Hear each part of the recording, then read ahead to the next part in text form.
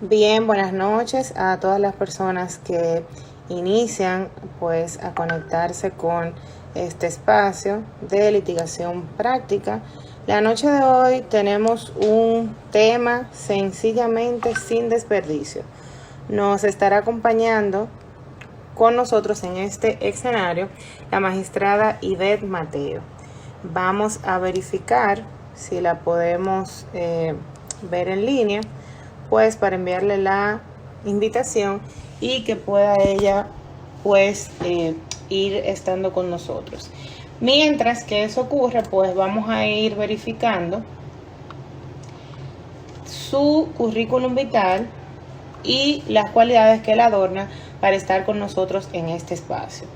La licenciada Ivette Alexandra Mateo de Jesús es egresada en el año 2013 de la Universidad Tecnológica de Santiago, en UTESA. Es egresada también del programa de aspirantes a fiscalizadores en el año 2015. Posee una maestría en Ciencias Penales de la Universidad Autónoma de Santo Domingo y también tiene un especialismo en Derecho Administrativo y Procesal Administrativo en el Instituto de Educación Superior de la Escuela Nacional del Ministerio Público, así como un diplomado de litigación estratégica con CESJUL Colombia y un diplomado en la lucha contra la corrupción en San José de Costa Rica. Evidentemente que pues tratar de hablar de todas las facultades que tiene nuestra distinguida invitada de la noche de hoy, pues nos pasaríamos la noche entera aquí tratando de verificar esos temas. Y entonces, pues como el tiempo apremia, vamos a proceder inmediatamente a verificar su conexión y la disponibilidad para poder entonces que ella se pueda unir. Hoy tenemos un tema, señores, sumamente interesante, pues vamos a hablar de lo que es la etapa de juicio. Si la magistrada Ivette se encuentra adentro, que por favor me envíe la invitación porque le he enviado varias veces y no sé por qué razón no la recibe. Así que, Ivette, si estás adentro, por favor, envíame la solicitud para aparecer en el video y así entonces pues ya podrás estar unida con nosotros. Señores, tenemos una litigante estrella, una litigante de primera con amplios conocimientos en la materia y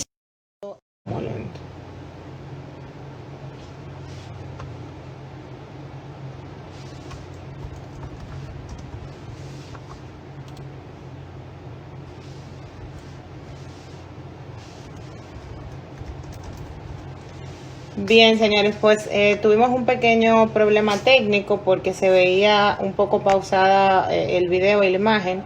Quisiera saber los que están ya entrando si ahora sí se puede ver bien el video. Por favor. Entonces, el juicio inicia, se ve un poquito, o más bien lo voy a explicar de una forma cronológica y metódica, porque sé que aquí hay personas que no son todavía profesionales del derecho, o más bien no han ejercido todavía el derecho penal y necesitan entonces una explicación un poco más llana. Entonces, es un paso sencillo, pero obviamente cuando nos presentamos a conocer un juicio, el primer paso, las calidades de las partes. Lo primero que tiene que verificar un tribunal antes de iniciar cualquier proceso es las partes que estén presentes, Ministerio Público, si es un proceso que tiene víctima o querellante, que esta parte también esté presente. Luego entonces la defensa, el imputado obviamente que no puede faltar al proceso porque ningún juicio, ningún acto del proceso penal se puede conocer sin imputado, y entonces luego el tribunal procede a verificar lo que son las partes, dígase testigos, que también forman parte del proceso, que estén debidamente citados. Una vez entonces el tribunal ha cumplido con lo que es este requisito, pues las partes, o más bien el tribunal, debe dar la palabra a las partes para verificar si ya una vez citado todas las partes del proceso, estamos listos para conocer del juicio. Entonces, cuando esto ocurre, deben anunciar las partes si ciertamente están en condiciones de conocer el juicio o si existe una cuestión incidental previa al juicio que se deba conocer. Es muy importante resaltar que al juicio nosotros somos convocados a través del plazo del artículo 305 del Código Procesal Penal, que es el artículo, ¿verdad? Vamos a decir que madre del juicio, porque desde aquí iniciamos todas las acciones que se van a realizar en el juicio. Usted tiene una solicitud de incompetencia, se hace a través del 305. Usted tiene una solicitud de extinción de la acción penal por duración máxima del proceso, se hace a través del 305. Todo eso lo voy a ir desarrollando un poquito más adelante. Usted tiene una reconsideración de pruebas, que fue una gran novedad que trajo la modificación de la ley 1015, porque anteriormente el auto de apertura a juicio no era susceptible de ningún recurso. Entonces, resultaba que en muchas ocasiones se daban exclusiones de elementos de prueba, de calificación jurídica, y no tenían entonces las partes ningún mecanismo para poder accionar en contra del auto de apertura a juicio. Entonces, el legislador sabio, por excelencia, pues trae en la ley 1015 esta novedad de lo que es el recurso de reconsideración, que a pesar de que está contemplado en el artículo 303 del Código Procesal Penal, pues se incoa o se acciona a través del artículo 305, que es cuando nos convocan al juicio y entonces hacemos nuestro recurso de reconsideración en ese plazo. Hay algo muy importante también que trae el artículo 305 y es algo que la mayoría de los profesionales del derecho, dígase Ministerio Público, parte querellante, defensa, no utilizan, que es el orden de pruebas, que es una herramienta que a mi juicio es una de las más importantes para todo lo que tiene que ver con el curso del proceso penal.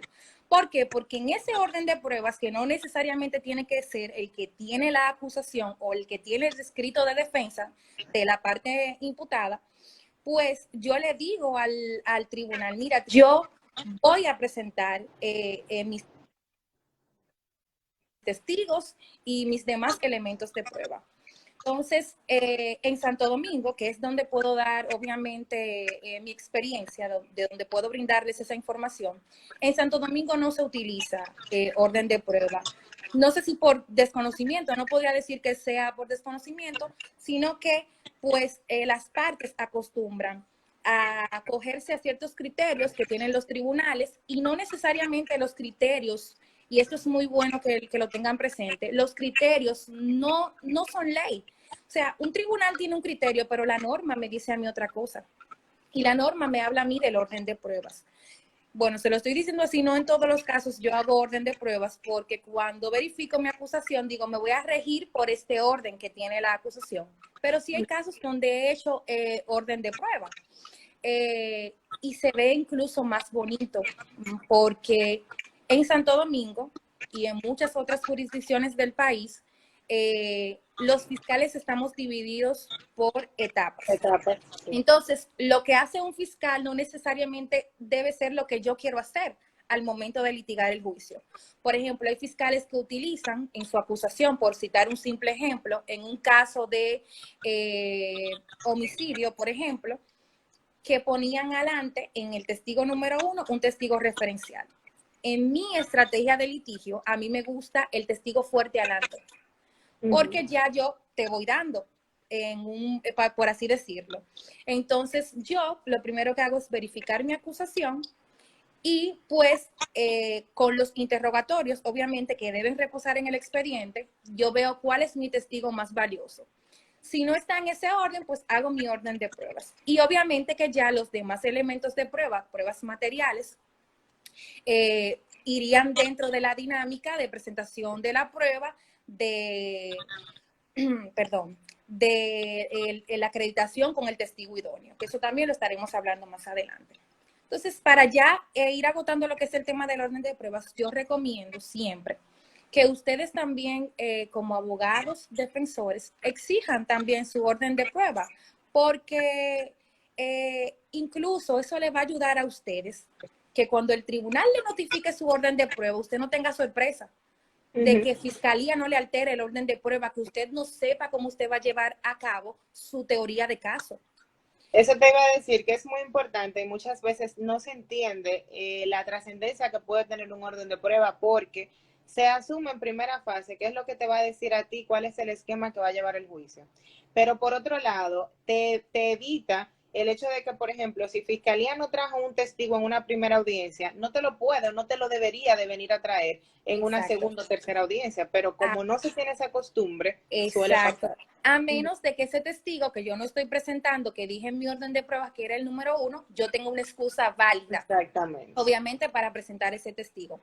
Entonces, ¿qué resulta? Que en ese artículo 305 que ya yo les he enumerado, un sinnúmero de acciones que se llevan a cabo a través del artículo 305, resulta que muchas veces nos vemos mal convocados al juicio, tanto Ministerio Público como defensa y cualquier otra parte en el proceso, un interviniente voluntario, querellante, actor civil. Entonces, un motivo de suspensión, obviamente, de esa primera audiencia, donde el tribunal dice, bueno, no, el tribunal está listo, el tribunal cumplió con todos los requisitos y citó a todo el mundo y aquí todo el mundo está citado. Pero ¿qué resulta? Que yo estoy mal convocada o la defensa está mal convocada y yo necesito hacer uso de ese plazo, de esos 5 días que me señala el artículo 305. Entonces, es un claro motivo que entiendo yo que ningún litigante en cualquier barra debería oponerse porque eso es un pedimento de ley. Si usted me citó a mí ayer para una audiencia en el día de hoy, obviamente que esa citación no es regular ni es válida.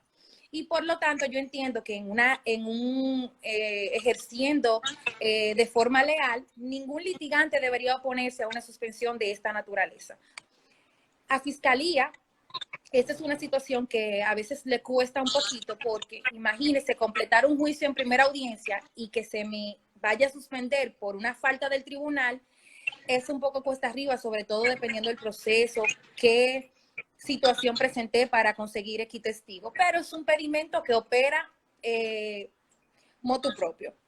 Entonces, una recomendación que también hago para que no ocurra nunca, porque yo entiendo también que nosotros como litigantes, independientemente de la barra donde estemos sustentando nuestras calidades, debemos ganarnos el respeto de todas las personas que se encuentran en un tribunal, de los jueces, del Ministerio Público, de la parte que nos adversa. Entonces, frecuentemente vemos en esta primera audiencia que muchos abogados llegan al tribunal en una primera audiencia. Yo vine a suspender porque yo quiero un acuerdo. Mire, no es que no sea válido, ni que no sea aceptable.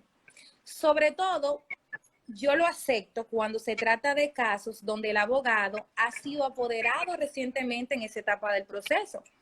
Porque les cuento que para mí eso no es una situación aceptable de un abogado que viene caminando con ese imputado desde la medida de coerción. Yo entiendo que si usted desde el inicio tenía en su teoría que era más factible para su representado irse por la vía del acuerdo, no debemos esperar esa audiencia para gestionar el acuerdo, porque debemos litigar también con un poco de lealtad y también tener en cuenta la celeridad, que es imputado incluso si usted es diligente, puede salir en esa misma audiencia con su situación definida. Entonces, yo recomiendo que si ustedes son abogados de imputados, aún sea de nuevo apoderamiento, traten de ir a esa primera audiencia, por lo menos con esa solicitud, si se trata de un acuerdo que tienen que autorizarlo los superiores jerárquicos, por lo menos con la solicitud recibida, que sea un sustento de que usted simplemente está haciendo esta situación para alargar la situación de ese procesado. Entonces, existen otras cuestiones que pueden dar como, vamos a decir, que paso a una suspensión de una audiencia. Una suspensión muy común de la primera audiencia de juicio, tampoco aceptable, y es algo que me costó un tiempo reconocer. Es esa primera audiencia cuando todo el mundo está regularmente citado y mayormente Fiscalía pide esa suspensión para conducir testigos. Nosotros tenemos el artículo 315 del Código Procesal Penal que señala que una vez citada todas las partes, de una forma regular y válida, o sea, no hay nadie citado fuera de plazo, todo el mundo está convocado conforme las reglas de la norma.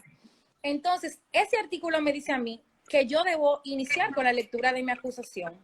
Y los testigos que entiendo que no están presentes y que resultan indispensables para probar mi teoría del caso, entonces se recesa esa audiencia para conducir esos testigos, pero no maneja la norma esta actividad de conducencia de testigos como una suspensión que opere de forma natural, salvo que yo tenga una gran justificación para decir al tribunal, mire, el tribunal, este testigo que yo necesito está fuera del país y me puso fecha para ingresar a un mes. Ya le hablaré de lo que es el plazo, obviamente, del 315 y el por qué entonces no pudiese iniciarse la audiencia en ese caso. El juicio tiene unos principios, ya para ir entrando entonces en materia, porque el tema de las suspensiones es largo y pudiésemos agotar todo el tiempo hablando de suspensiones y primera audiencia. El juicio tiene... Dame un segundo, Ivette. ¿Alguien, o sea, se está escuchando mal? Porque veo que me están escribiendo como que se está frizando, que se está escuchando mal. ¿Están escuchando mal las personas que están participando? Me dicen que se escucha bien ahora. Parece que por un momento hubo un problema técnico, pero aparentemente se solucionó. Ok, continuamos. Exacto. Entonces, miren, el juicio tiene unos principios que son los que rigen esta etapa del proceso. La publicidad, la oralidad, la contradicción, la inmediación. Pero como todos los derechos, obviamente que no son derechos limitados, sino que en algún momento, ilimitados, perdón, sino que en algún momento pudiesen verse afectados o limitados, como es el caso de la publicidad. Todos los juicios son públicos, todos los juicios son públicos, salvo lo que contempla la norma en el artículo 308 cuando señala las limitaciones a la publicidad, que dice que siempre y cuando todo lo que se vaya a dilucidar en el juicio afecte lo que es la vida privada, la integridad física, el honor de cualquiera de los intervinientes del proceso, el tribunal puede entonces limitar la publicidad del juicio. Esta no es la regla, repito, sino que cuando surjan esas circunstancias, por ejemplo, se va a conocer un caso donde un caso de delito sexual, por ejemplo, de un menor de edad, pues el tribunal, en este caso, por ley, limita la publicidad del juicio, se conoce a puertas cerradas. Igual si el imputado entiende que cualquier información que se vaya a establecer de él en el juicio, pues atenta con lo que es su vida privada o cosas que él entienda que no deberían conocer los terceros, haciendo la solicitud al tribunal, pues también se puede limitar la publicidad del juicio.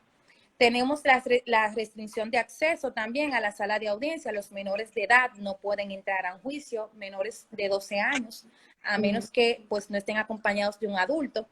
Los militares no pueden entrar a la sala de audiencia identificados.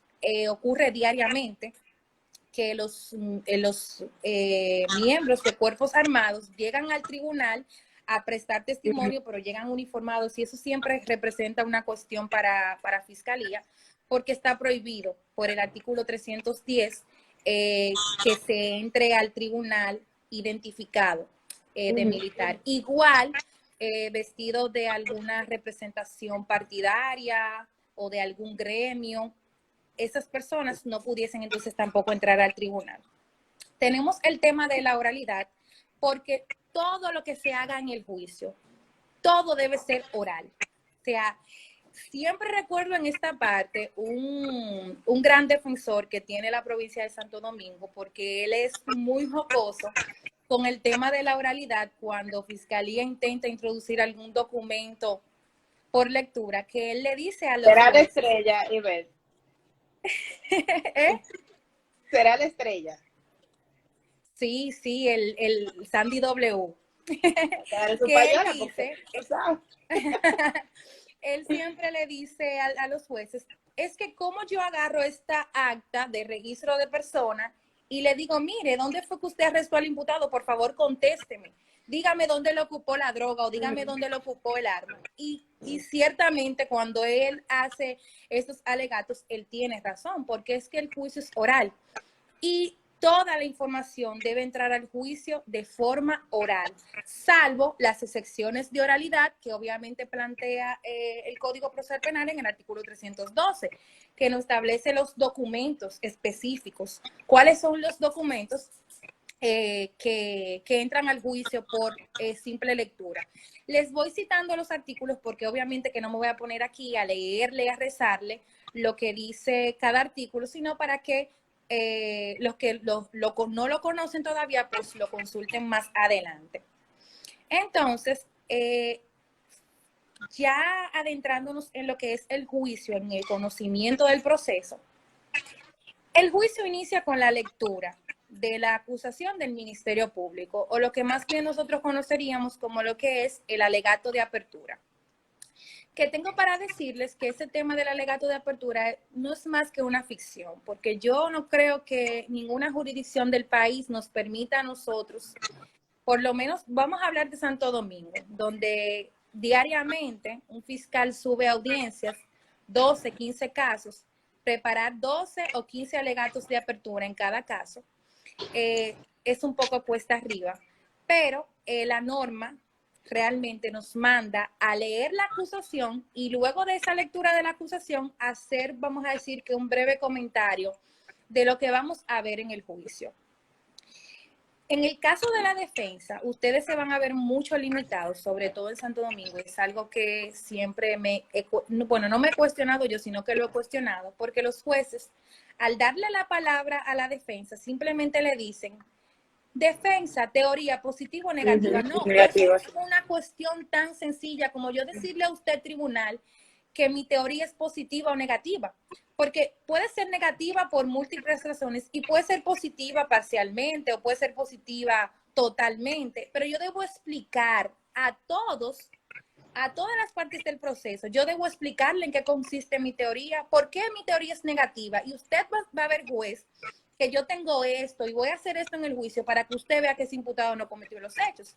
Entonces, a veces he visto, es una cuestión que aunque he identificado, vamos a decir que hay una inacción de mi parte porque no veo un perjuicio directo hacia mi persona, pero entiendo que los abogados deben empoderarse en este sentido, de que cuando el tribunal les dé la palabra, no se limiten a decir que su teoría es positiva o negativa, porque es que, miren, hay algo importantísimo. Es que yo le voy avanzando al tribunal, incluso al Ministerio Público, no de forma total lo que yo tengo, pero es que, óyeme, Ministerio Público, tú me estás diciendo a mí que esta persona lo mató. Entonces, yo te voy a decir a ti que fue una legítima defensa y te lo voy a explicar. Entonces, ya el tribunal va a tener una idea de cómo viene mi teoría. Ah, teoría positiva o negativa. Ah, positiva, pero positiva ¿en qué sentido? Entonces, no se limiten. Y cuando un juez le diga a ustedes que no, yo tengo, la norma me manda a mí a hacer mi comentario en el alegato de apertura. Entonces, ya cuando ustedes le expliquen al tribunal cuál es su teoría de caso, que yo les recomiendo también que para la apertura de la defensa, que puede ser un poco mejor desarrollada que fiscalía, porque fiscalía lo que lee es su acusación, que ustedes también le informen al tribunal cómo van a desarrollar su teoría, si tienen elementos de prueba obviamente, o si con las mismas pruebas de la fiscalía es que ustedes van a demostrar que se trató de una legítima defensa, por ponerle un simple ejemplo. El discurso de apertura, Ivette, que es muy importante realmente, porque es lo que le va diciendo al tribunal el esquema de que, o sea, tú le vas haciendo una pequeña guía de, mira, esto es importante y esto es importante, para que en el momento en el que pase realmente en el juicio, el tribunal puedan entender exactamente. Exacto. Entonces, ya una vez que esta parte ocurre, entonces tiene fiscalía la palabra para presentar sus elementos de prueba. Por un orden obviamente que lógico, porque desborda la lógica. Los primeros elementos de prueba que nosotros debemos presentar son los testimonios. salvo que yo tenga una prueba audiovisual que sea muy fuerte, que sea contundente, y yo diga, bueno, déjame yo arrancar por aquí, porque ya anuncié en mi orden de prueba que esta era la prueba que yo iba a presentar para causar impresión en el tribunal. Yo aún así entiendo que la lógica obedece a que deba ser el testimonio, porque incluso ese video que yo intento presentar al tribunal, debo autenticarlo de alguna manera y debo hacerlo a través de algún testigo, porque obviamente el video no habla. Pueden verse imágenes en un video, yo necesito un testigo que en esa imagen que yo estoy presentando al tribunal me identifique quiénes son las personas que se visualizan en un video. Entonces, la lógica te dice que necesariamente, pues, se debe iniciar con los testigos. Entonces, aquí inicia lo que es el interrogatorio directo, examen directo, como también se le conoce, que lo realiza el testigo que propone, la parte que propone al testigo. Entonces, la fiscalía, si es quien propone su testigo, inicia con este interrogatorio. En el interrogatorio, sé que aquí hay personas en el live que obviamente ejercen y saben, en el interrogatorio directo, como su nombre lo indica, solo se pueden hacer preguntas directas. No se pueden realizar preguntas subjetivas, no se pueden realizar preguntas capciosas. ¿Por qué? Esto obedece o sea, tiene una razón de ser. Y es que la información debe salir del testigo. Yo no puedo, como parte proponente, sentar un testigo, sobre todo en el caso de fiscalía, porque quizás de la defensa me ha sucedido que hay abogados de la parte de la defensa que sientan un testigo, lo proponen ellos y le realizan preguntas subjetivas. Hay preguntas que yo le he dejado pasar dependiendo del testigo, porque no les voy a negar que han habido horas bravas, han sentado testigos que yo pongo en duda mi teoría de caso, entonces eso va a depender mucho. Pero la información en el interrogatorio directo debe provenir del testigo. Yo no puedo, como parte proponente, mire, ¿y cómo era el carro? Cuando nadie ha hablado de carro nunca, en ningún momento ese testigo ha mencionado carro, ¿cómo yo voy a traerle una información que quizás es útil y pertinente para mi teoría del caso, pero ese testigo nunca me ha hablado a mí de un carro? Entonces, en esta parte del interrogatorio, realmente el testigo es la estrella, como dicen en el cliché siempre que se utiliza en las clases de litigación, que la estrella en el interrogatorio directo es el testigo. Pero si usted es un mal litigante, obviamente que ese testigo tampoco va a ser la estrella porque usted no ha sabido encaminarlo. Un consejo que yo siempre doy, y es que es algo también que es muy lógico, es que si usted no sabe cuál es la información que tiene ese testigo, usted no va a poder hacerle una sola pregunta, porque usted no sabe qué tanta información y qué tan valiosa es la información que él tiene. Entonces, debe usted saber, porque lo he visto también, litigantes de ambos lados, defensa y Ministerio Público, que yo digo, ¿y qué será lo que está haciendo? Porque no habló con su testigo y el testigo por un lado y el interrogatorio por otro. Entonces deben conversar con sus testigos, no prepararlos. O sea, no es que usted le va a decir, mire, usted tiene que contestarme esto y esto, no. Sino conversar con los testigos, explicarle la dinámica de las preguntas, porque incluso hay testigos con los que usted va a acreditar cualquier elemento de prueba. Sucede mucho con los testigos oficiales militares y el testigo en Limbolandia. Usted quiere que el testigo le hable de la carterita donde ocupó la droga. Usted quiere que el testigo le hable del acta de registro de persona y de arresto. Y el testigo, bueno, Adalkiris lo sabe porque lo ha vivido inmensa cantidad de veces. Entonces, en este interrogatorio directo, como ya le decía, están prohibidas las preguntas subjetivas y ya les he explicado el por qué. En el contrainterrogatorio, entonces, donde la estrella sí es el litigante, mire, lo que sucede con el interrogatorio, lo que yo he visto, yo me he encontrado pocas abogados, no porque Adalkiris esté de ese lado, pero creo que es una de las abogadas que mejor realiza un contrainterrogatorio. El contrainterrogatorio debe ser puntual, debe ser cuestiones que usted vaya a atacar, porque no es empezar a hacer preguntas como para reconfirmar lo que el testigo ha dicho, no. Usted puede hacerlo en un momento determinado, pero ¿qué es lo que busca ese contrainterrogatorio? Es desacreditar al testigo. Y aquí les voy a dar una información que quizás me cueste muchísimo. ¿Saben que yo he visto que no sucede del lado de la defensa? La defensa no se toma el tiempo de estudiar al testigo de fiscalía. No examina si esa persona alguna vez ha sido sometida a la justicia. Usted tiene que ver, usted tiene que tomarse el trabajo de hacer una hoja de vida de ese testigo, porque son cuestiones que le van a servir a usted para poder desacreditarlo, porque no es simplemente improvisar. Vamos a ver qué es lo que va a decir el testigo para yo ponerme a aventurar cómo lo desacredito. No, es que mire, si ese testigo, por ejemplo, es un ejemplo muy, muy común, pero es útil. Un testigo que sufre de la vista. Es el ejemplo más común del mundo, porque siempre se pone en la mayoría de los casos cuando se habla de testimonios. Un testigo sufre de la vista. Y yo lo veo tal vez que como fiscal, que él sufre de la vista, digo, mire, quítese esos lentes. Para no advertirle a la defensa, obviamente, que mi testigo tiene una situación visual, una debilidad visual. Pero el litigante que me adversa, el testigo dice que lo vio a 10 metros de distancia. 10 metros es una distancia bastante amplia.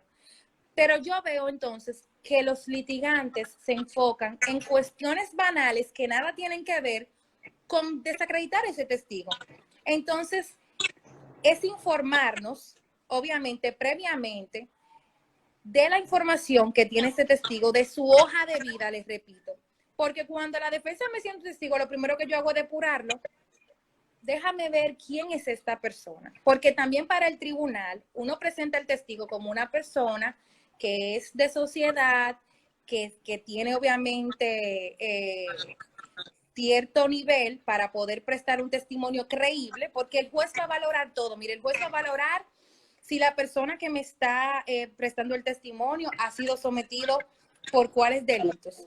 Desde ahí el tribunal va viendo quién es esa persona. Entonces es importante que no simplemente nos enfoquemos, bueno, mira, dijo que lo vio, no, váyanse a otros aspectos que aunque ustedes lo vean secundarios, juegan un papel determinante en la desacreditación del testigo.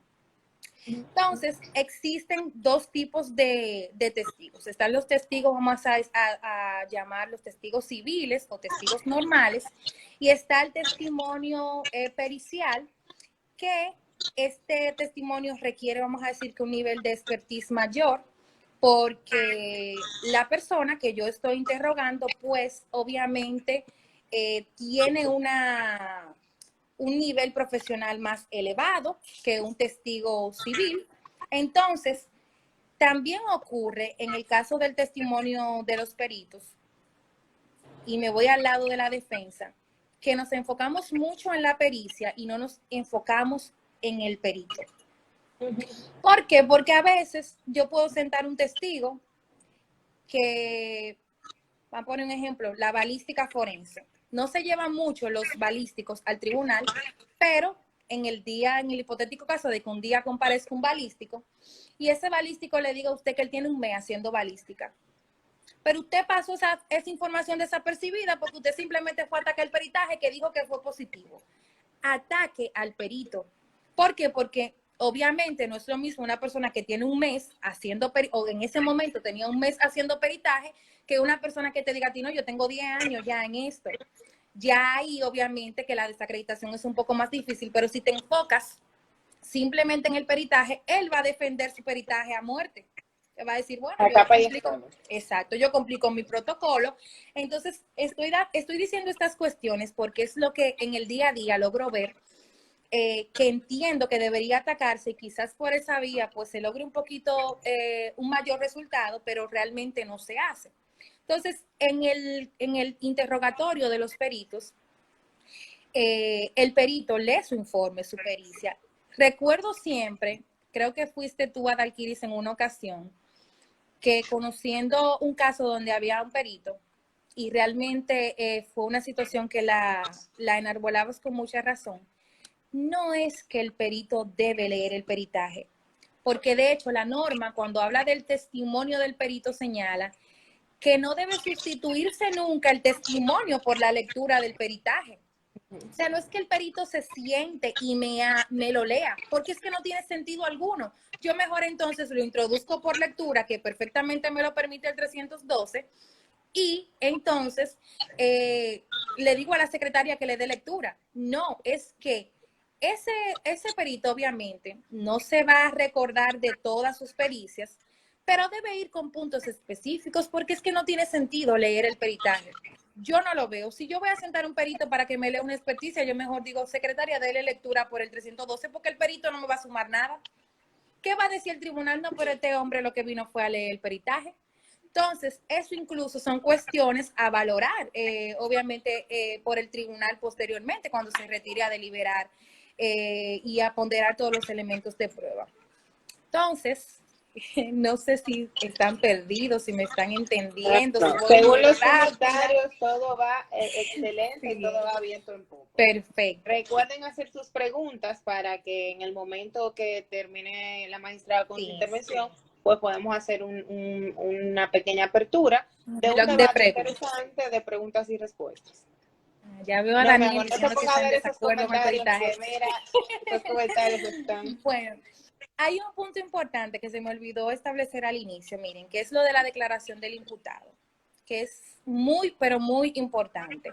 El imputado tiene la palabra durante todo el conocimiento del proceso, pero inicialmente, cuando se da lectura de la acusación, que la defensa va a ofrecer su teoría de caso, el imputado tiene la palabra también para ejercer su defensa material. Y les voy a dar un consejito en esta parte. Si usted tiene una defensa negativa de los hechos, usted como abogado, te va a poner a ese imputado a negar los hechos. No lo deje hablar. No deje que el imputado hable, porque es que el imputado hay cosas que no la entienden y la va a entender porque no es un técnico. O sea, no sabe de ciertas situaciones que usted como abogado sí debe conocer. Ahora, si usted tiene una defensa positiva y usted entiende que él, ejerciendo su defensa material, puede brindar sinceridad al tribunal, y de hecho, yo recomiendo que en los casos donde hay una defensa positiva, legítima, en casos de homicidio, por ejemplo, legítima defensa o excusa legal de la provocación, déjelo hablar. Déjelo hablar, porque mire, cuando el imputado le cuente al tribunal en su versión de los hechos cómo ocurrieron las cosas, todo el testigo que se siente ahí, el tribunal va a tener necesariamente que verlo confrontado con la declaración que dio el imputado al inicio. Y a veces les cuento que yo he tenido imputado que digo, bueno, yo con mi duda ya de que se trata de una legítima defensa y veo al imputado declarar y digo, yo creo que él tiene razón. Entonces, yo hago esa recomendación de que si usted no tiene una defensa positiva, mejor no lo deje hablar, haga usted su trabajo, porque a veces el imputado, en argot popular, mete la pata. Y he visto muchos trabajos de abogados durante todo un desarrollo de un juicio siendo arruinados por una declaración que el imputado da finalmente, y creo que Adalkiri también sabe perfectamente de esta situación. Entonces, en el transcurso de los interrogatorios, de la presentación de los elementos de prueba, se pueden dar situaciones con la calificación jurídica o con hechos, ¿verdad?, que se traen que nunca habían sido pues previstos por ninguna de las partes. Más ocurre con el tema de la calificación jurídica, que a veces hay que variarla o hay que hacer una ampliación.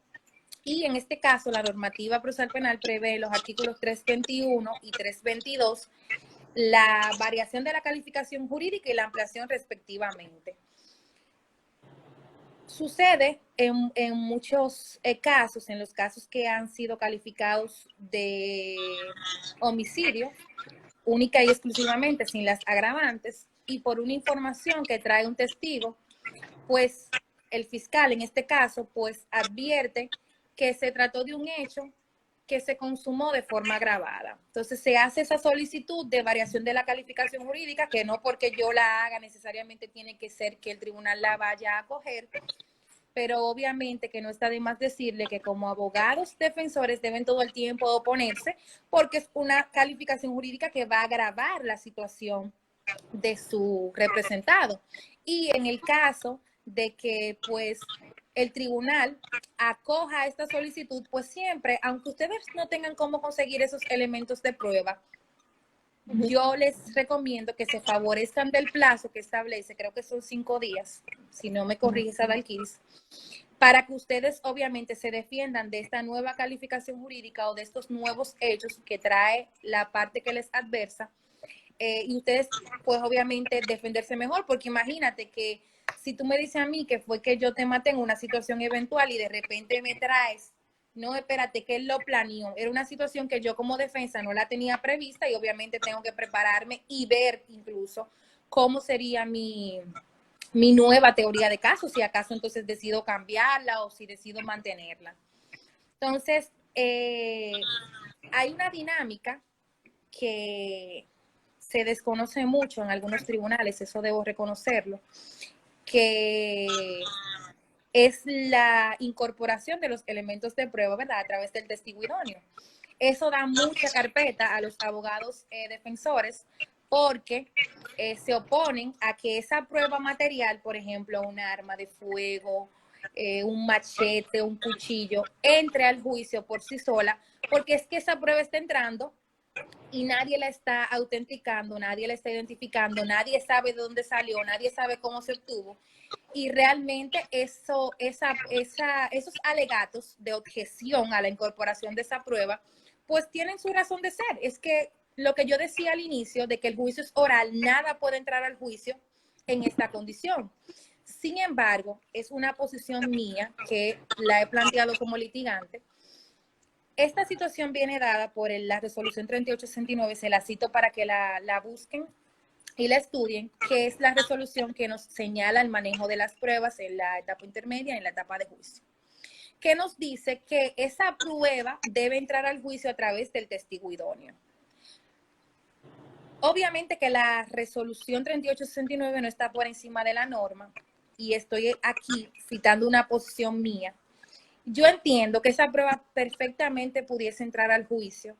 Sin embargo, no tiene el juez ninguna forma de valorar una prueba que entró al juicio de esa forma. Yo entiendo que nada impide, repito, que entre al debate. Ahora bien, no hay forma de valorarla, porque es que yo no le dije al tribunal, mira tribunal, esta arma de fuego, que yo digo que fue la que usó el imputado para dar muerte a la víctima, se le ocupó a él en un allanamiento, en una inspección de lugar, en un registro de personas. Pero ¿cómo el juez valora que esa información es cierta si yo no introduje esa arma a través del testigo idóneo? Entonces, repito, se pueden oponer siempre a esta situación de que se presente esa prueba sola, sin nada, sin acta de nacimiento y sin nada, pero entiendo que en su alegato de clausura, ese debe ser uno de los puntos neurálgicos a atacar, que esa prueba nadie la reconoció, que esa prueba nadie la identificó y que por tanto el tribunal no esté en condiciones de poder valorarla. Hoy es que se van cosas. Es un tema, no, pero es un tema realmente amplio, es un tema sí, amplio. el tema de la incorporación de los elementos de prueba. Fíjense que hay otros testimonios que se me olvidó citarlos cuando hablaba del testigo civil y del testigo especial que viene siendo el perito, que son los menores de edad, que declaran de una forma totalmente distinta porque no van al tribunal. Los menores de edad, por un tema de evitar revictimización y el tema de evitar el contacto con el imputado de forma directa y todo eso, pues los menores de edad se interrogan en el centro de entrevistas o cámara Gesell, que es un circuito cerrado donde pues el menor de edad, a través de un cuartito con una psicóloga y cámaras, que es a través de donde las partes tomamos contacto con el menor de edad, pues realizamos la pregunta a través de un tercero, que es quien le informa a la psicóloga, ella de una forma, obviamente, que no con todas las reglas de interrogatorio, que esto también ha traído muchos temas de controversia, porque realmente la forma en cómo se realiza el testimonio de los menores es un poco subjetivo, o no un poco subjetivo, se hace de una forma subjetiva y en muchos casos la información casi no proviene del niño, proviene del experto que lo está interrogando, y esto trae como consecuencia que esa información que viene del niño no sea una información totalmente, vamos a decir que Verás. veraz.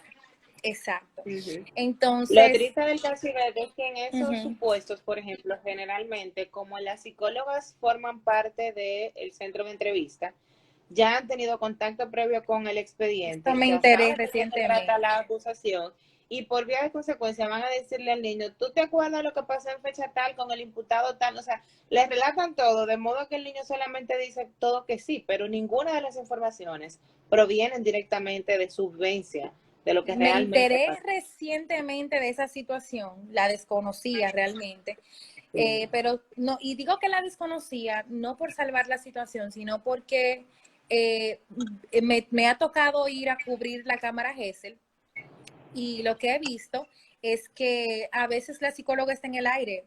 Y de hecho tuve una situación con la juez que en un momento me tocó que dirigía la entrevista, porque yo decía, es que ella no es experta, ella no va a saber hacer las preguntas como se supone. Que yo tratando de llevar la situación de que mi cámara que yo estoy haciendo de mi menor no me la ataquen cuando yo vaya a juicio, porque la información no vino del niño. Entonces, no, es que esa pregunta no se puede hacer así porque el niño no la va a entender, pero ella tampoco sabía cómo traer la información del niño. Entonces, luego en estos días fue que me enteré que supuestamente leían las acusaciones.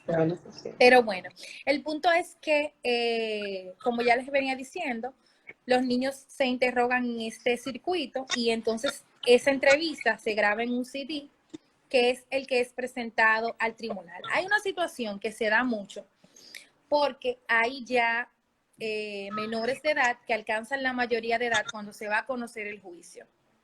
Muchos abogados, y es que tiene sentido, le piden al tribunal que cite a esa persona que ya es adulta para que en lugar de presentar esa entrevista que se realiza en la forma en como ya yo les he citado, pues interrogarle en el tribunal y con razón, porque yo ahora sí te puedo interrogar como un adulto y sí puedo hacerte preguntas que no es que no van a revictimizar, pero obviamente respetando las reglas del interrogatorio.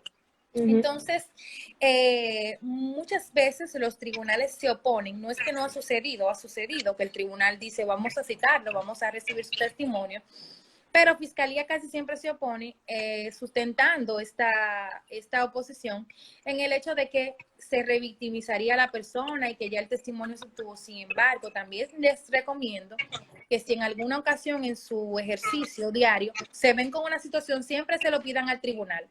Por lo que ya les he dicho, la entrevista que se realiza en el circuito jamás se va a igualar a un interrogatorio donde usted pueda sentar un testigo y ponerlo a contradecirse, porque es que la entrevista no logra eso, jamás lograría una situación como esa. Entonces les recomiendo que siempre lo hagan porque eso les va a permitir incluso ejercer mejor lo que es su teoría de caso. Tenemos el tema de la prueba nueva, que no me gustaría obviamente finalizar el live, no es que lo voy a finalizar ya, pero sin dejar de hablar de esta herramienta. Y creo que hay una pregunta también que la voy a relacionar, que la vi en el preguntas y respuestas que te hicieron, con el tema de la nueva prueba. Miren, la nueva prueba no es una situación tan sencilla como se lee en el artículo 330, que es donde está comprendido en nuestro Código Procesal Penal. Porque es que es difícil que cuando un proceso llegue a la etapa de juicio, alguna de las partes en el proceso desconozca de una prueba que resultaba vital para cualquiera de las dos teorías de caso. Entonces, Fiscalía, yo no recuerdo realmente haber en algún momento de mi trabajo, haber enarbolado el artículo 330, pero sí lo veo mucho de parte de la defensa, sobre todo cuando se trata de un cambio de abogado. Cuando hubo ese cambio de abogado, El abogado intenta introducir esa prueba por el artículo 330, pero realmente no es correcto, porque no es una prueba nueva para usted, es una nueva prueba para el proceso. Y el hecho de que usted haya intervenido al proceso en esta etapa en el juicio no indica que esa prueba sea nueva. Sobre todo, es que la dinámica de pedimento de la nueva prueba es difícil realmente.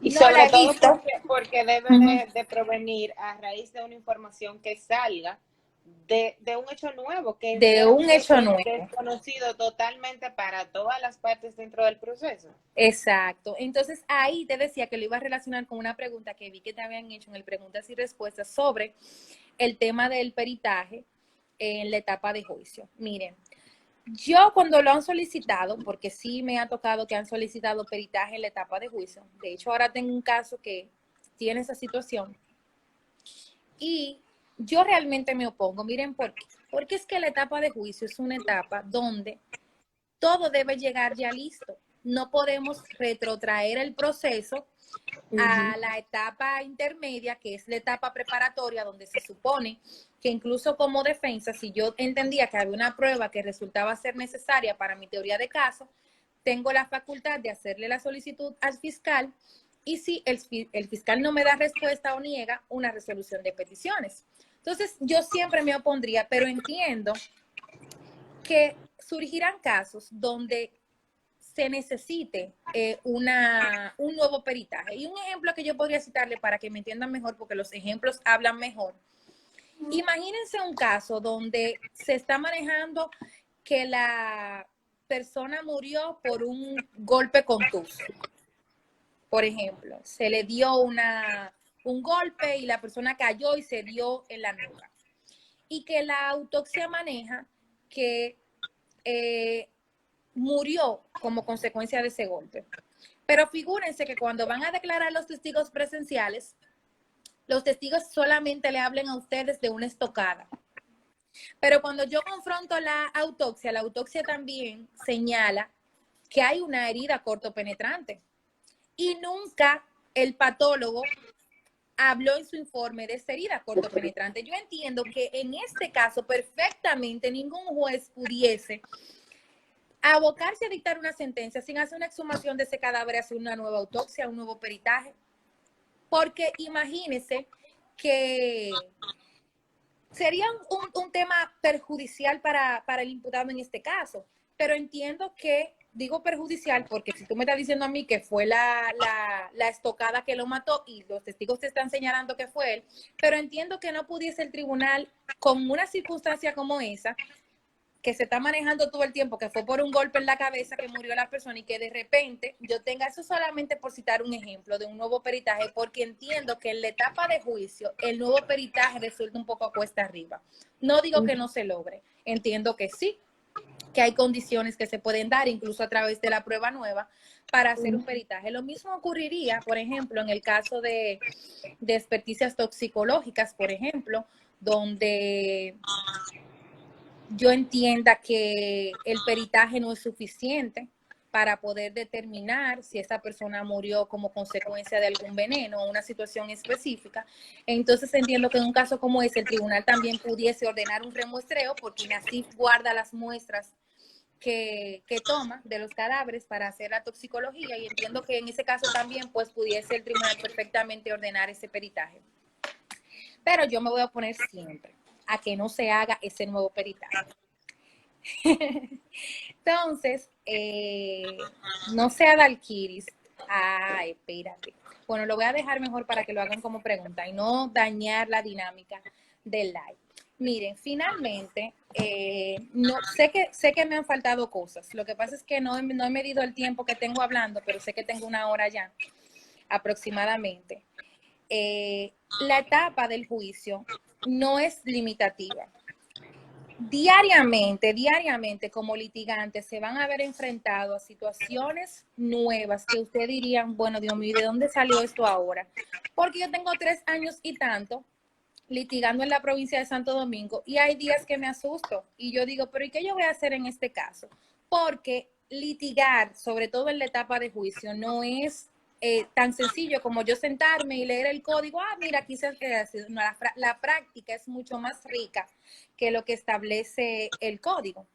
Entonces, la parte fuerte del juicio, luego de los interrogatorios, que entiendo que esa debe ser la base de todo litigante, concentrarse en lo que son sus interrogatorios, es el discurso de cierre.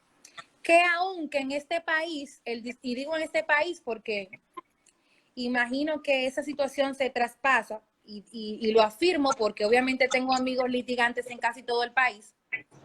Aquí el discurso de cierre, la gente o los jueces lo tienen como el abogado ahí hablando y no le dan el sentido que tiene el discurso de cierre, porque el discurso de cierre es el convencimiento, es donde yo te explico, juez, luego de haberte presentado todas mis pruebas, por qué esta persona es culpable o por qué esta persona no es responsable. Entonces, a veces ustedes se van a topar, y aunque me duela un poquito decirlo, es una realidad. Sé que tal vez me voy a calentar un poquito si hay algún juez viéndome aquí. Y es que a veces uno está ahí. Hay dos que yo haya contado esto. Mire, señor juez, este hombre es culpable. Y el juez así, mirando para un lado, apoyando el teléfono. Entonces, yo entiendo que una de las partes más importantes que tiene el juicio es el discurso de cierre. Es donde yo construyo todo lo que yo te presenté a ti como litigante, en todo el proceso. Es ahí donde yo te explico y te digo, mira, esta prueba me demostró o nos demostró que el imputado a tal hora hizo esto y fue la persona que causó la muerte y lo hizo acompañado de fulano de tal. No el juez construirse su idea, porque el juez no está para construirse ideas él. El juez está para escuchar todo lo que ocurrió en el juicio, los alegatos finales y luego entonces sopesar las dos versiones que hemos traído las partes envueltas en el proceso.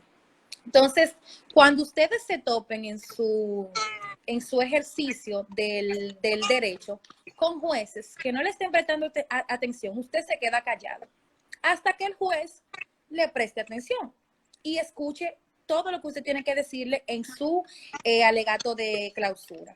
Una recomendación que yo hago para el tema del alegato de clausura, que a mí me resulta mucho, es que yo lo inicio pues señalando lo que establecieron los testigos y lo voy abordando conforme los elementos de prueba y luego entonces abordo lo que es la calificación jurídica, por qué la aprobé y finalmente yo debo estar en la capacidad de poder motivarle al juez por qué yo voy a solicitar estos 30 años. Porque no es 30, pero ¿por qué usted, Ministerio Público, está solicitando 30 años? Lo mismo la defensa. Absolución, pero ¿por qué no me diste un solo argumento válido que yo entienda que debo entonces descargar a esta persona? Por lo mismo que les digo, no, el juez no está para construirse ideas. Deben ustedes llevarle los insumos porque recuerden, miren, de hecho, la sentencia debe ser incluso una transcripción de ese alegato. Si su sentencia es absolutoria, el juez debe plasmar en esa sentencia todo lo que yo le señalé a él, claro, obviamente, que no es la forma, porque hay ciertos tecnicismos al momento de desarrollar la sentencia que los tiene el juez por el tema de la valoración de por qué le otorga un valor determinado a una prueba, pero debe haber una consonancia. No puede tampoco estar despegado lo que yo te di en mis argumentos a lo que tú acogiste, porque al final tú acogiste mi teoría y le diste sentido. Entonces entiendo que los abogados obviamente deben enfocarse mucho en el discurso de cierre y como ya le dije, cuando usted se encuentre con un juez que haga eso, usted se le queda callado hasta que él le preste atención a todo lo que usted le está diciendo. Y sé que me voy a calentar, vuelvo y lo repito, pero es una realidad porque lo he vivido cada día.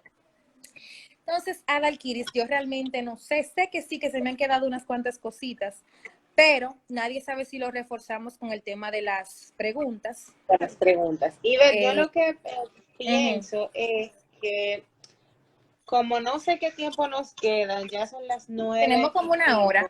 Exacto. Antes de que el live se nos caiga aquí, sería mejor, entiendo yo, cerrar para volver a aperturarlo y entonces abrir ya ahí con las preguntas y respuestas. Yo espero que mi equipo técnico haya anotado las preguntas, que vi que hay muchas, pero no la pude anotar, y me las hayan enviado por celular para yo poder hacerle en el próximo live.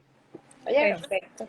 Entonces vamos a cerrar un minutico y volvemos y aperturamos inmediatamente para entonces hacer la fase de las preguntas y las respuestas y cualquier Perfecto. otra incidencia que surja sin presión de tiempo. Chicos, Perfecto. nos vemos en brevísimo.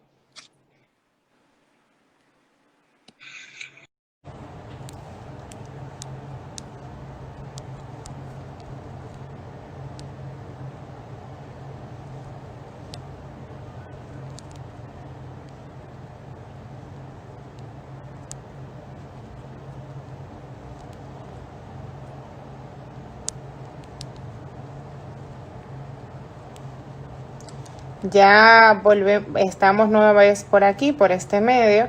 Estoy fijando el tema que estamos tratando. Denme un minutito.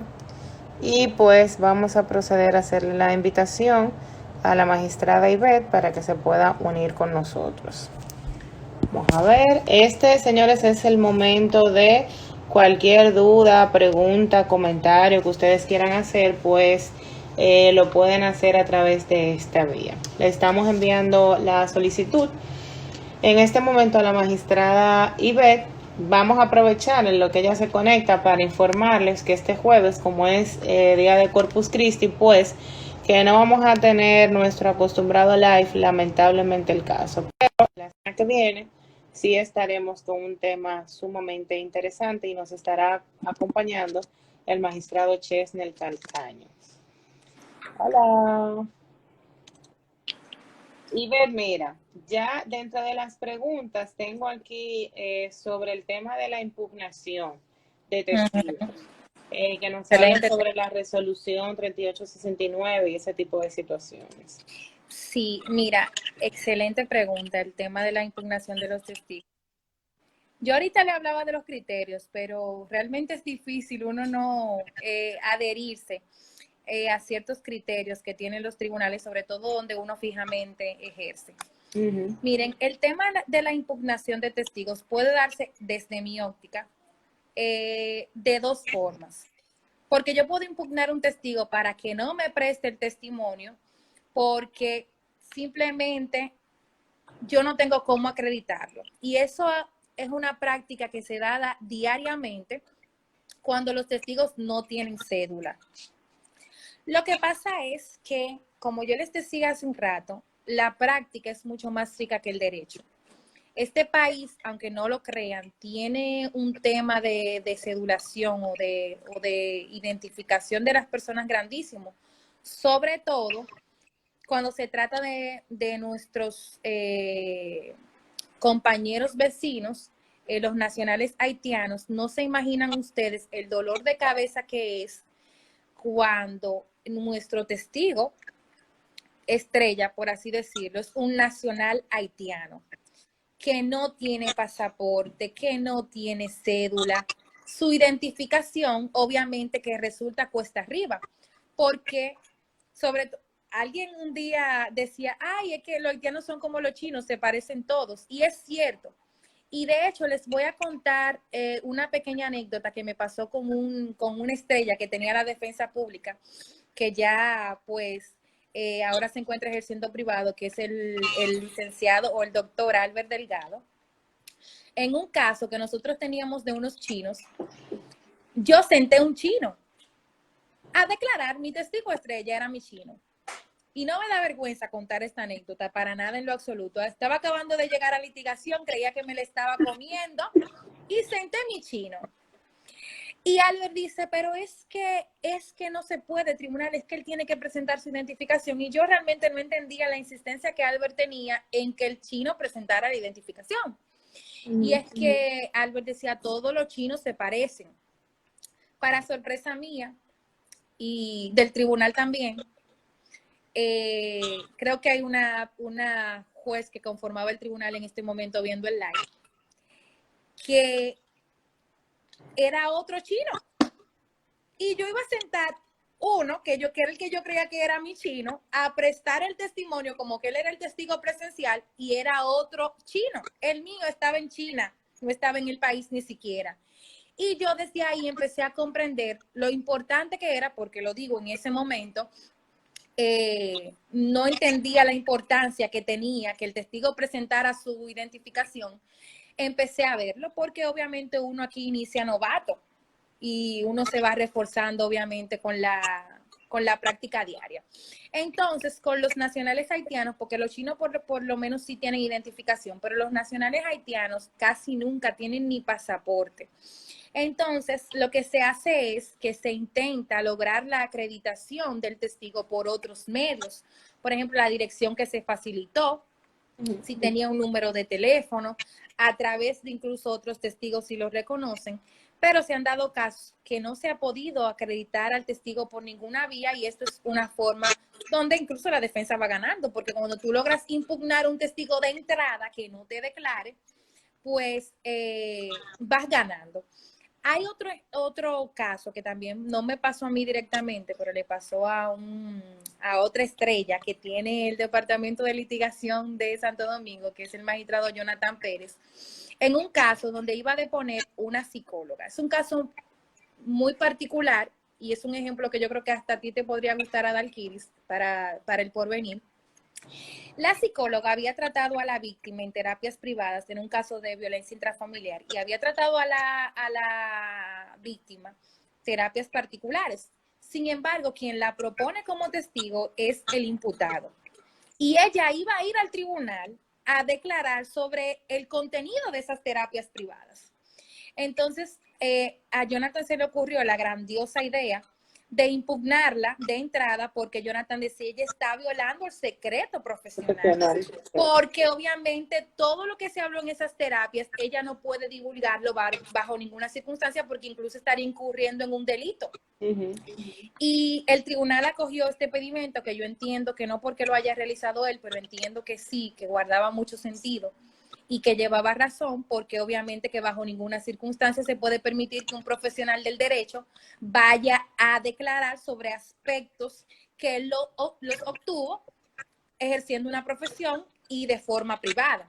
Entonces, este es otro vivo ejemplo de cuando se puede impugnar un testigo de entrada. Ahora bien, la impugnación ya del testigo en cuanto al testimonio es más parecida al tema de la desacreditación, ya diría yo, porque entiendo que ya viene aquí entrando lo que es el carácter fantasioso que tiene el testigo, la invención, qué tan real y certero es el testimonio que puede estar dando, pero ya esta dinámica de impugnación durante el testimonio, obviamente que quien la va a lograr es el contrainterrogatorio. En este punto es que entiendo que se puede lograr esa impugnación del testigo. No sé si he quedado, la respuesta pues la he satisfecho o no, si se entendió más bien. Sí, se entendió el tema de la impugnación. Se entendió perfecto. Tú sabes que en adición sería importante, por ejemplo, agregar, que te iba a referir cuando estabas hablando de eso, el tema de la importancia que tú traías a colación de estudiar a los testigos que están dentro del proceso.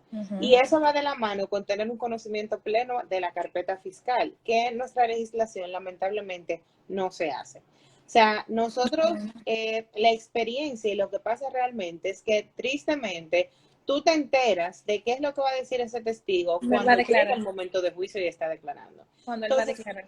Exacto. Entonces, bajo esa circunstancia, es sumamente difícil tú poder hacer un contrainterrogatorio sólido, porque como bien tú señalabas, tú no sabes quién es esa persona, tú no sabes el contenido de su declaración y por lo tanto no puedes buscar elementos que puedan servirte para impugnar su declaración o una parte de su declaración o su persona en sí misma. Porque hay veces que si el testigo es alcohólico, por ejemplo, si ha tenido problemas previos con el imputado, si estuvo en prisión, todos esos elementos, si no se conocen, pues sería un poco difícil hacer un ejercicio de defensa efectivo.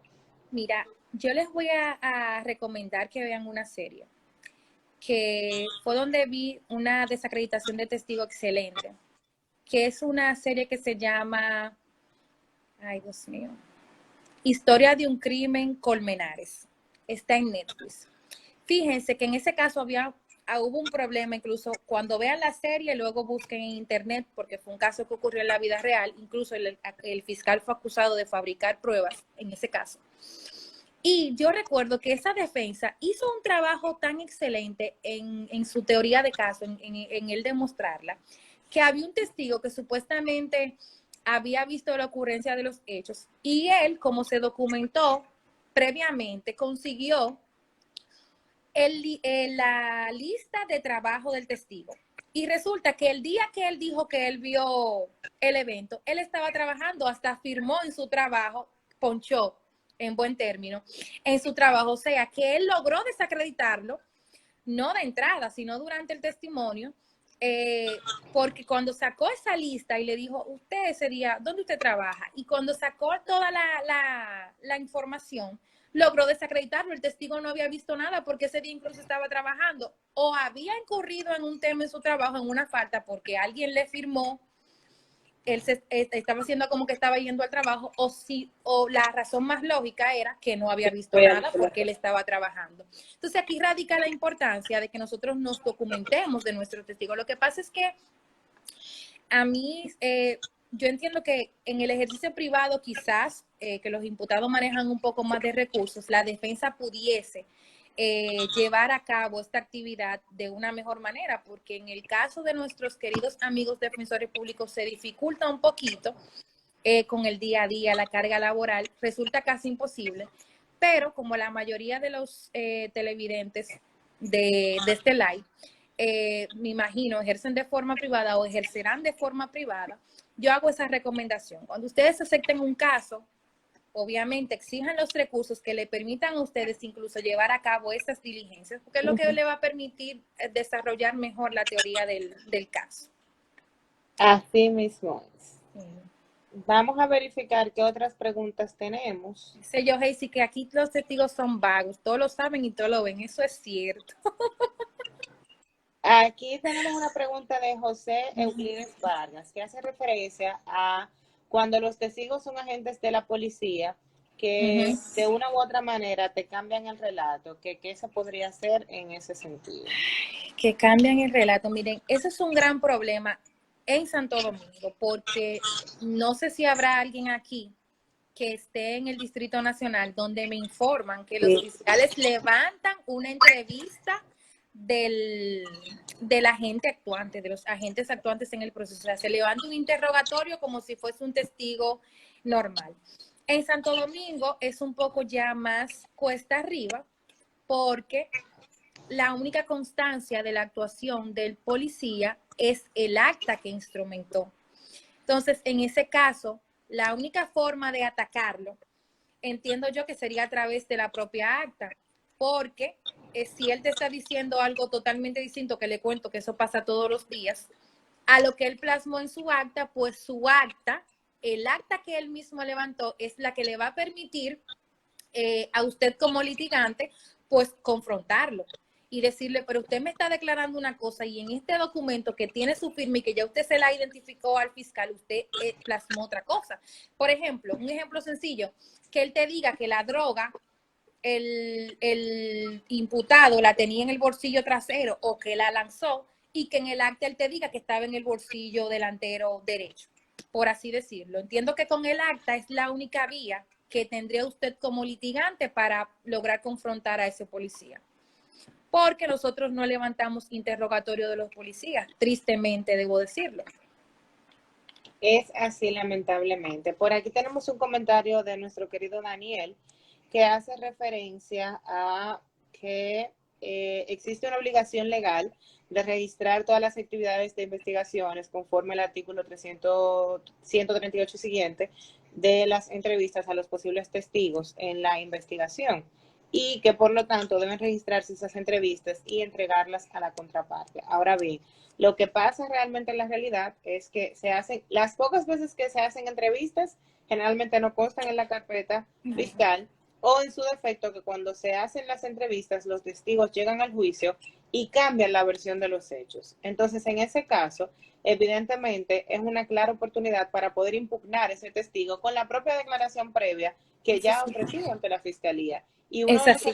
uno de los argumentos que yo generalmente utilizo con relación a ese punto es que si en ese momento que ocurrió el hecho, que la persona tenía fresco en su memoria lo que presuntamente había pasado y dijo X cosa, ¿cómo es que 2 años, 3 años después que llegamos a una etapa de juicio, entonces esta persona viene y cambia totalmente el contenido de su declaración para poner una voz de alerta, evidentemente, a las declaraciones de esa parte?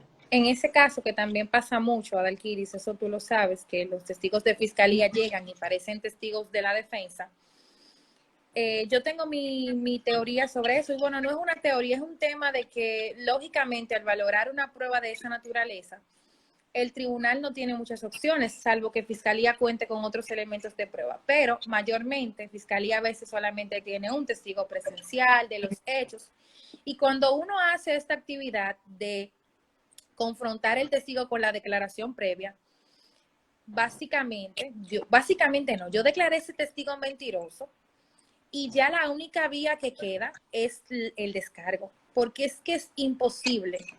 Siempre ha sido un criterio que he planteado. Tengo compañeros que disienten de mi posición, pero entiendo que es imposible el tribunal valorar una única prueba que el fiscal declaró al testigo mentiroso, que le dijo, mire, usted está un mentiroso porque usted hace 3 años le dijo a este fiscal, compañero mío, que usted vio esto y esto y esto y esto.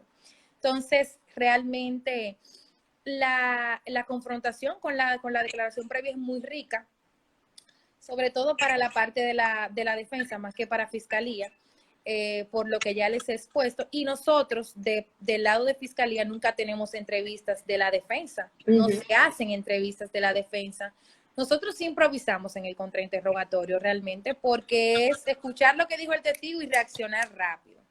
Pero realmente la dinámica de confrontación es muy rica. Sería bueno también que ya luego Adalquiris se busque algún otro litigante que le dé un poquito más de técnicas de litigación y no algo tan genérico como lo que hemos abordado en el día de hoy. Así es, vamos a tratar de hacer eso. Señores, las preguntas, deja ver porque mi equipo me falló hoy y no me enviaron las preguntas por WhatsApp. Si tienen algunas preguntas, las personas que están aquí viendo el live, este es el momento de realizarla. Mientras eso pasa, Ivette, quería abordarte un poco acerca de lo que tú estabas tratando con relación a la variación de la calificación jurídica, que en el live anterior sí vi una pregunta con relación a eso. Básicamente giraba en torno a cuáles pudieran ser los supuestos fácticos en los que se pudiera dar la variación o la ampliación de la calificación jurídica. Espérate, Adalquiris, que leyendo aquí a los chicos, me perdí un poco, repíteme y perdón. Sobre todo al señor Juan José Calzado y Edgar, me tienen sí. un poco intenso esos niños.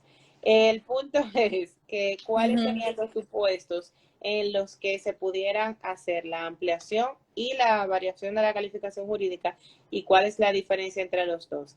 Elizabeth, que te veo por aquí, tú hiciste algunas preguntas por las historias que no las tengo a mano. Por favor, vuelve y escríbelas para que podamos responderte por aquí. Con el tema de la variación de la calificación jurídica, sería un ejemplo que lo planteé, de hecho, cuando hablaba de la variación de la calificación jurídica, un caso que se le ha dado un tratamiento desde el inicio como vamos a poner un ejemplo un poquito más complejo. Lo que me ha pasado mucho ya.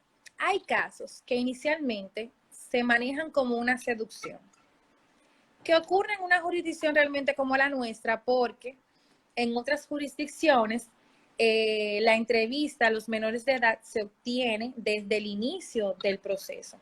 Lo que pasa es que el mismo tema de realizar la entrevista a tiempo posterior no solamente contribuye al tema de la revictimización, sino hasta que ese testimonio se manipule en el tiempo, tanto a favor del imputado como en contra del imputado. Porque he visto casos que de una entrevista preliminar, que no sé si muchos la conocen, es una entrevista preliminar, es con lo que nosotros sometemos esos casos de delitos sexuales. Se levanta una entrevista con una psicóloga donde la niña detalla lo que ha ocurrido. Entonces, lo que en inicio se ve como una seducción, cuando se viene la entrevista en la cámara GESEL, una violación. Obviamente, a veces, no se los voy a negar, se ha dado una manipulación del testimonio. Pero yo como fiscal, donde tengo una niña ya diciéndome que no fue que yo era novio, sino que él abusó de ella sexualmente, pues me veo en la obligación para cuestionamientos futuros de pedir esa variación de la calificación jurídica. Que yo entiendo que bien pudiese también encajar en una ampliación de acusación, porque es que eso es un hecho nuevo, que no tiene nada que ver con la seducción, porque seducción es un hecho que tiene una calificación jurídica y la violación, yo entiendo que perfectamente entonces también encajaría a Dalkiris en el supuesto de la ampliación de la calificación jurídica, porque es que yo te amplié el hecho. Yo te dije, no, es que no fue que yo tenía una relación, él la violó. Entonces entiendo que en ese caso pudiese manejarse también como una ampliación de la calificación jurídica. La diferencia es básicamente esa, que, bueno, el legislador realmente también le dio otra connotación, porque cuando nosotros le damos lectura al 321, le da la facultad al tribunal y dice como que si el tribunal lo advierte, ¿verdad? La posibilidad de variar la calificación jurídica, pues informa a la parte. Pero la ampliación realmente le da la facultad al Ministerio Público y al querellante. Entiendo que esa es una diferencia también que radica entre los dos artículos y que se pudiese tomar en consideración. Perfecto. Mira, tenemos a nuestra querida Elizabeth Vázquez, que quiere saber cuál sería la validez del testimonio de un coimputado que en un juicio se le retira la acusación por parte del Ministerio Público y ese, que en principio fue un coimputado, pasa a ser un testigo de la acusación fiscal. Mira, en fiscalía eso se ve diariamente. O sea, es como una forma, estoy dando mucha información, de salvar los casos, porque, como yo decía, litigar es algo muy amplio, o sea, que no se puede ver cuadrado porque jamás podrá ser cuadrado. El tema de la valoración de ese testimonio, obviamente que viene dada del juez. Yo lo que entiendo es que nunca pudiese un fiscal querer sustentar una condena única y exclusivamente en la declaración de un coimputado que yo lo estoy beneficiando con un retiro de una acusación y que él no me va a decir a mí para salvar su pellejo. Él me va a decir todo lo que sea necesario. Yo entiendo que perfectamente el tribunal es que tiene que tener elementos de prueba independientes a esa declaración del imputado, porque la declaración del imputado no es una prueba de ningún coimputado del proceso, sobre todo porque en el momento en el que la brinda yo ni siquiera le he retirado acusación. Entonces entiendo que deben haber otros elementos de prueba y el tribunal, haciendo un análisis, bueno, diría ciertamente también como estableció el imputado, pero no, yo entiendo que no tiene valor, que no pudiese una sentencia estar sustentada en una declaración de un coimputado al cual Fiscalía le retire la acusación. Exactamente. También nos pregunta sobre cuáles son los casos exclusivos por los que se puede incorporar la prueba pericial por lectura. No, porque la prueba pericial, según el 312, no sé si cometa un error al señalarlo, la prueba pericial entra a los informes, ¿verdad? Entran al juicio por lectura. No es que hay un caso exclusivo donde pueda hacerse. Lo que pasa es con el tema de los informes periciales, miren, para que entiendan un poquito el tema. El informe pericial se supone que debe ser tan rico en sí que se entienda por sí solo, con su simple lectura, que el informe se baste así solo. Por eso incluso el código, cuando señala el testimonio del perito, perdón, más bien cuando señala el tema del peritaje, dice sin el perjuicio de que el perito pueda ir al tribunal a aclarar una situación en particular. Lo que pasa es, señores, que lamentablemente las cosas no son tan perfectas y obviamente hay peritajes que tienen deficiencias y se necesita que vaya el perito al tribunal, pero hay peritajes que no, que con la simple lectura se entienden. Yo entiendo que hay casos, por ejemplo, peritajes de balística, yo entiendo que la defensa siempre debería proponer porque el perito vaya. En las autopsias no entiendo que sea tan necesario, salvo que haya algo específico que ambas partes quieran explotar. Yo tuve un caso de un niño que su padrastro lo mató y el fiscal investigador había puesto la autopsia, incluso yo nunca la había visto, la autopsia digital. Cuando yo lo llamé y le pregunté la razón, él me dijo, mira, fue una muy buena observación, me sirvió para el juicio, porque ahí yo decidí llevar a la patóloga. Él me dijo, mira, si tú te fijaste, la teoría que maneja el imputado es que el niño se cayó de la cama. Entonces, ¿qué yo necesitaba explotar en ese caso? Que la patóloga me dijera que las heridas que presentaba el niño no eran propias. Entonces, en ese caso, aunque yo pudiese poner al tribunal a leer la autopsia, yo necesitaba el testimonio experto de ella, describiéndome las heridas y señalando por qué esas heridas el niño no la pudo haber hecho cayéndose de la cama. Entonces, eso es lo que sucede con el peritaje, que debería ser tan perfecto que se baste sí solo, pero no ocurre siempre. Entonces, no que se distingue en cada caso, sino que habrá que verificar el caso en particular. Perfecto. Entonces, Ivette, para no seguir abusando de tu tiempo, porque si nos llevamos, amanecemos. Aquí hubo uno de los participantes que dijo que por él hasta las 10 de la noche, que no hay problema, que amanezcamos y todo lo demás. Pero por último, sí tengo una pregunta que la han realizado varias personas, que es con relación a lo del perfil sospechoso. Entonces, con esa pregunta vamos a cerrar lo que sería la parte de las preguntas y respuestas del día de hoy. Yo creo que ya vi aquí que era Ángel, el licenciado. Sí, lo ha preguntado como 20 veces ya. Sí. ¿Qué pienso del perfil sospechoso? Yo entiendo que el tema del perfil sospechoso es violatorio de derechos fundamentales porque no creo. Debo hablar del deber ser, ¿cierto? ¿Verdad? Viola derechos fundamentales, porque es que tú no me puedes decir a mí que porque tú ves una persona con una imagen determinada, esa persona sea un delincuente. Porque es que la sociedad ha evolucionado. Se le cayó el live a la magistrada Ivette, lamentablemente. ¿Y en qué momento? Vamos a ver, a esperar para verificar un poquito, a ver si fue que se fue la luz o que tuvo algún tipo de inconveniente técnico para ver si puede volver a estar con nosotros. Con relación entonces a este live, agradecer a todas las personas que se mantuvieron de manera atenta con nosotros en esta noche. Agradecer evidentemente a la magistrada Ivette Mateo, quien tuvo una ponencia magistral sin desperdicios la noche de hoy. Aquí volvió. Para que no piensen que fue que tuvo algún tipo de duda en el momento de responder su pregunta, porque sabemos ya el carácter. Sí, y no sé, aquí caballera, ya le iba a dar un ataque si tú no le respondiste esta pregunta. Sí, entonces le decía que entiendo que una persona, la sociedad ha evolucionado mucho, hay muchas modas, sobre todo los adolescentes que ya se vuelven jóvenes.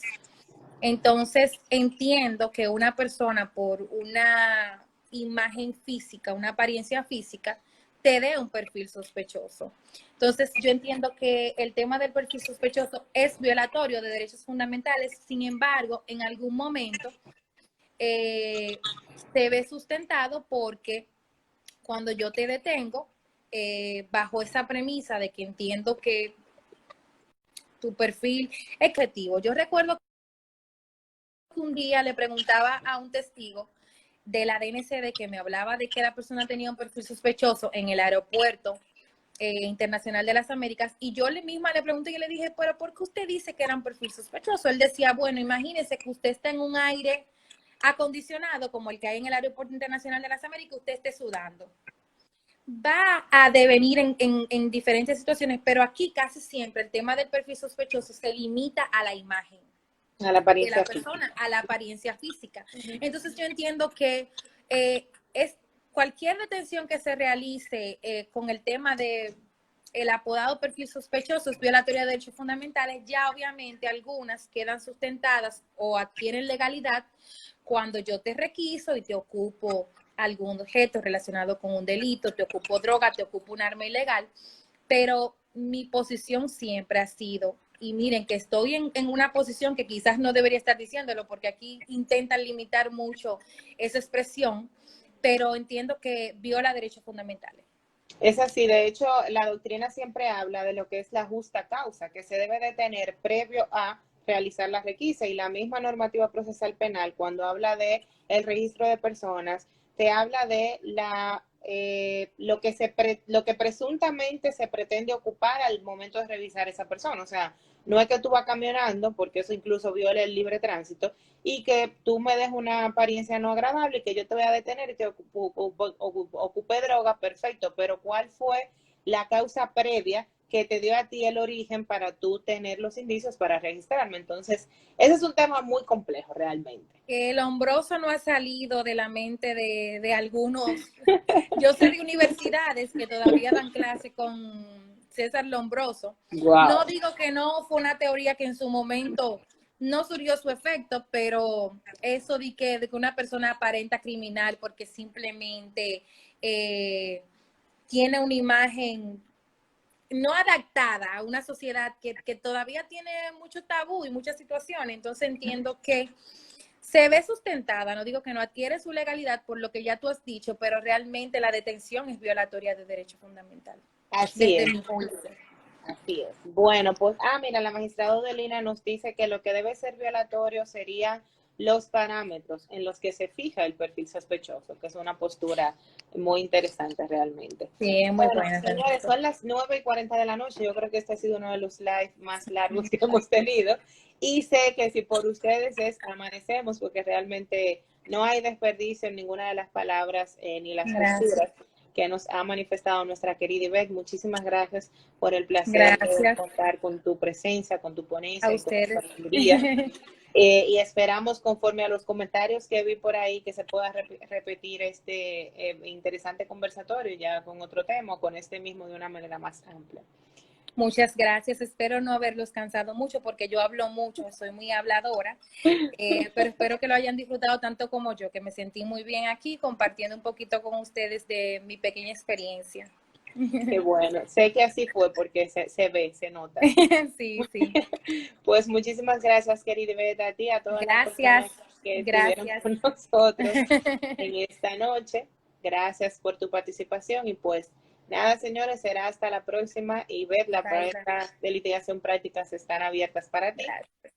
Ya ustedes saben, mis amores, nos vemos el próximo martes. Feliz resto de la noche. Buenas noches. Bye, bye.